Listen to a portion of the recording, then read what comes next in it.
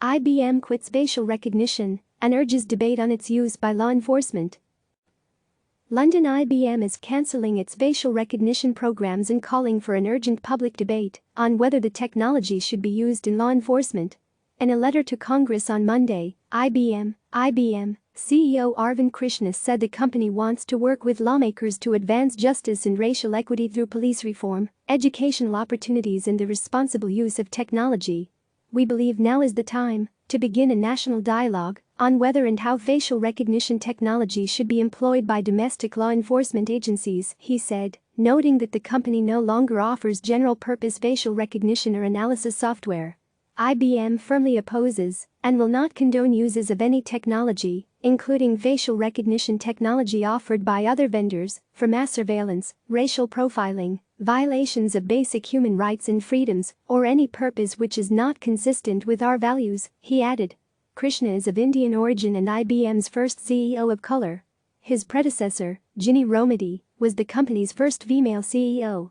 An IBM spokesperson told CNN Business on Tuesday that the company will now limit its visual technology to visual object detection, which could, for example, help manage manufacturing plants or assist farmers with crop care. Krishna's letter follows huge anti-racism protests in America and around the world in response to the death of George Floyd, an unarmed black man who was killed while in police custody. Several American corporations have expressed solidarity with the protesters and the Black Lives Matter movement.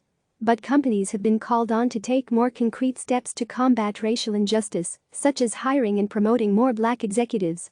IBM is a market leader in artificial intelligence. IBM Watson, its AI platform for businesses, is used by companies such as General Motors, GM, KPMG and ESPN Fantasy Football. And its fast-talking AI machine, Project Debater, featured in a Cambridge University event last year on the dangers of artificial intelligence. The problem of algorithmic bias in data science has become more pronounced, and there's evidence that AI-powered algorithms display bias against women and black people. Federal researchers found widespread evidence of racial bias in nearly 200 facial recognition algorithms in an extensive U.S. government study last year, highlighting the technology's potential for misuse. Artificial intelligence is a powerful tool that can help law enforcement keep citizens safe. But vendors and users of AI systems have a shared responsibility to ensure that AI is tested for bias, particularly when used in law enforcement, and that such bias testing is audited and reported, Krishna said. IBM has previously cautioned against blanket bans on facial recognition technology, advocating instead for precision regulation that would ensure it protects human rights.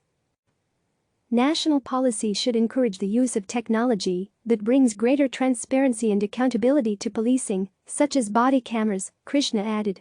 He welcomed the Justice in Policing Act, a bill put forward by Democrats Monday aimed at cracking down on police brutality. The proposed legislation includes the creation of a National Police Misconduct Registry, a measure supported by Krishna, who said that Congress should adopt policies that encourage or compel states to review and update their use of force policies.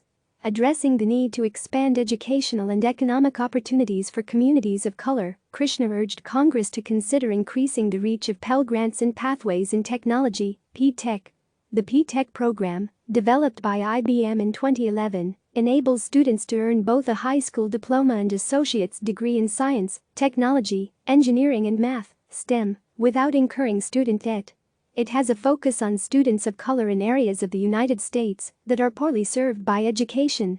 Eligibility for Pell Grants should be expanded, including for incarcerated individuals, beyond traditional four-year degree programs, Krishna said. Pell Grants are an important pathway for students of color to go to college. But there are virtually no federal funds available for non-college skills training or job certification programs for in-demand new-collar jobs, he explained. New-collar jobs refer to those in fields such as cybersecurity and cloud computing. IBM sees an urgent demand for these skills, Krishna said. Click subscribe to receive the latest news.